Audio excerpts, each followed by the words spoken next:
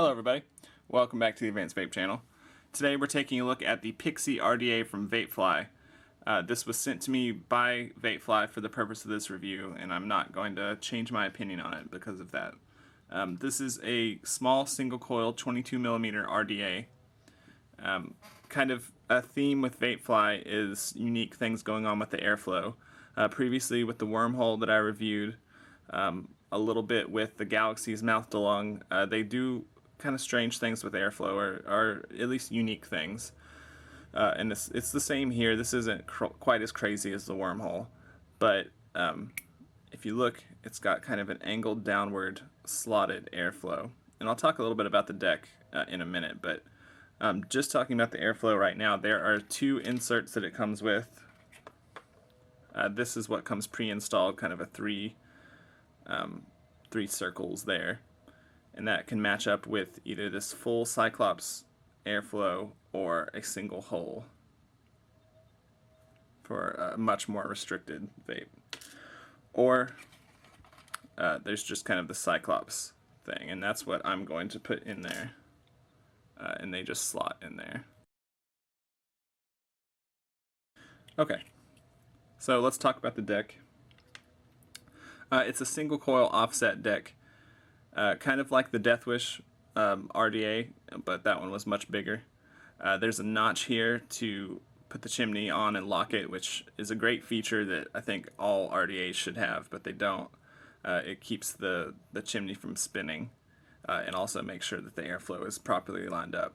It also has coil positioning notches, kind of like the Pulse 22, for you to rest your jig on. And that helps you position the coil perfectly for the airflow. So kind of the idea behind this is to minimize spitback by injecting the air at the top, putting the air at the top of the coil. Normally in direct air, I like it to hit the bottom half of the coil, and that's not really an option here if you install it at the right positioning. So we'll go on and install a coil in here. They're pretty easy to install, and then we'll talk about the positioning and go through the dry fire. I'm going to be doing hex core wire, 3mm and 5 wraps.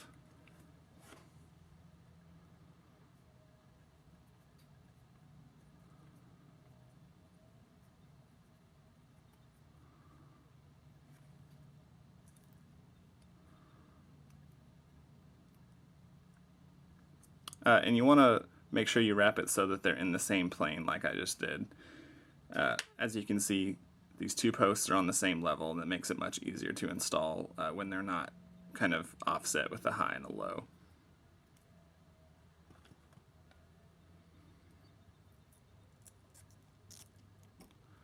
And you just line it up with these notches.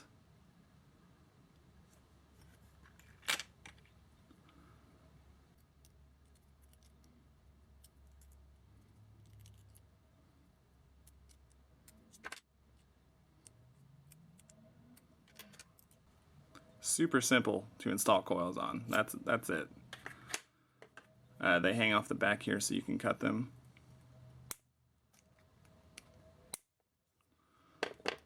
And that's it. That's very fast. You can clean it up just a little bit.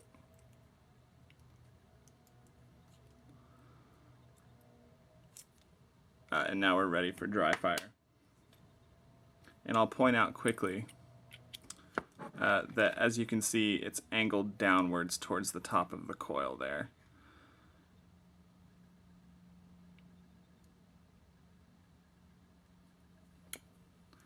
Okay, and we'll go through the dry fire really quick.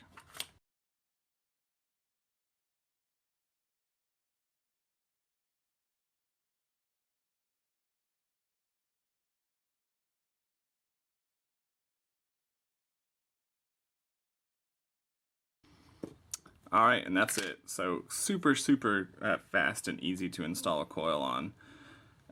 With the guide there, it makes it much easier to be consistent on the positioning. But we'll talk a little bit about positioning when I'm actually vaping on it. So I'll give this just a second to cool down, and then I'm going to be using Kendo Gold in here. This does come with a squonk pin, although I'm not using it as a squonk. I think that it would probably work well on most single battery squonks, just because it's single coil and can support small or bigger coils.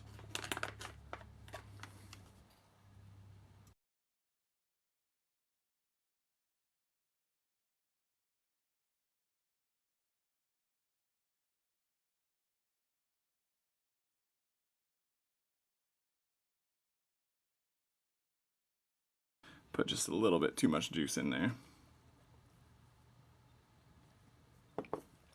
Okay, so that's probably one of the easiest coil setups that I've done in a while. No complaints about that. It feels sturdy and everything. It was super simple.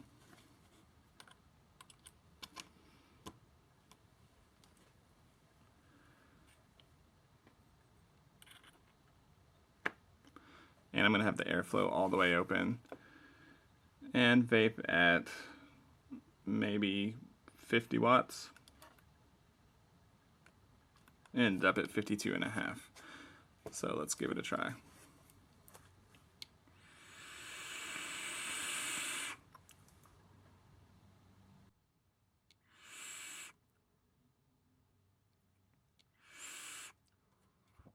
It has a very smooth airflow with a really minimal amount of spitback. I know that I just put a ton of juice in there, and that well was full of juice, but it didn't spit back too much on me, and that's because the air is being injected up above the coil, and then going out the drip tip. So kind of that turbulence in there cuts down on the spitback. So the end result of that kind of anti-spitback thing for me on this is that it's a pretty dry vape.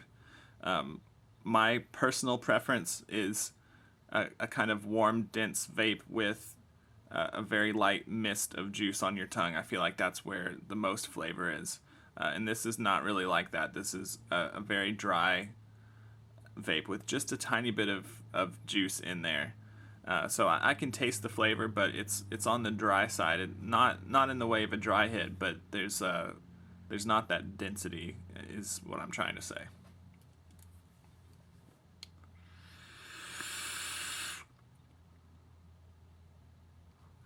It's just a really kind of mellow, calm sort of vape. It's not, even with the hex core in there, it's not crazy at all. It feels real mellow and ever so slightly warm, but not at all what I would consider a warm vape.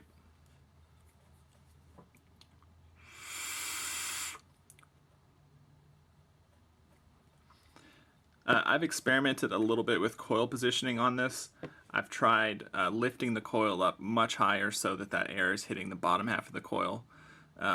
It did boost the flavor a little bit, but the spitback was kind of out of control. It was more likely to just end up with a mouthful of juice, so that's not really a viable option on this.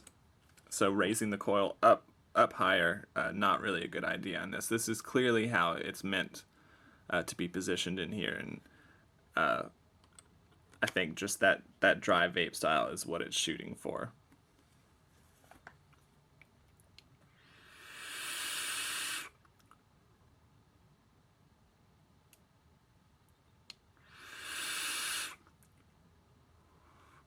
The flavor is not at all what I would consider bad. I've tried some atomizers with bad flavor, and this isn't one of them. It's just the style is different. If that's what you look for, if you like that kind of dry flavor in there, then this is going to work really well for you. And I think that it would work well, like I said, in a single battery squonk.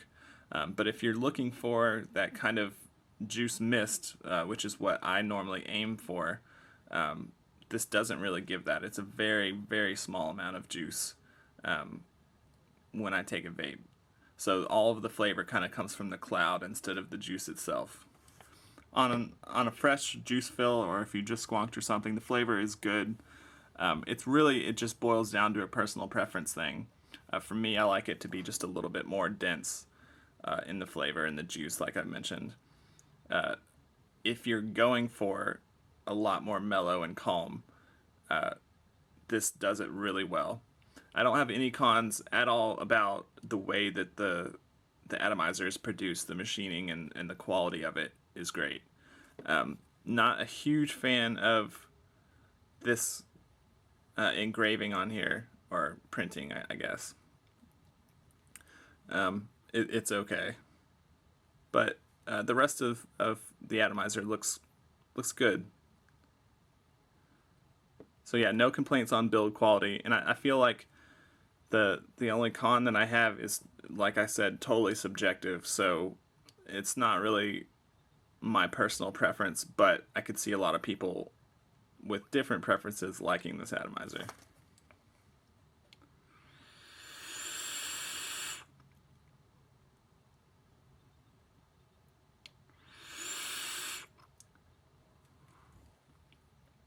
So yeah, it's a good choice for just a really smooth, mellow out kind of vape. And that'll bring us to the end of this quick review of the PIXIE RDA from VAPEFLY. If you like this review on our channel, give us a like and subscribe.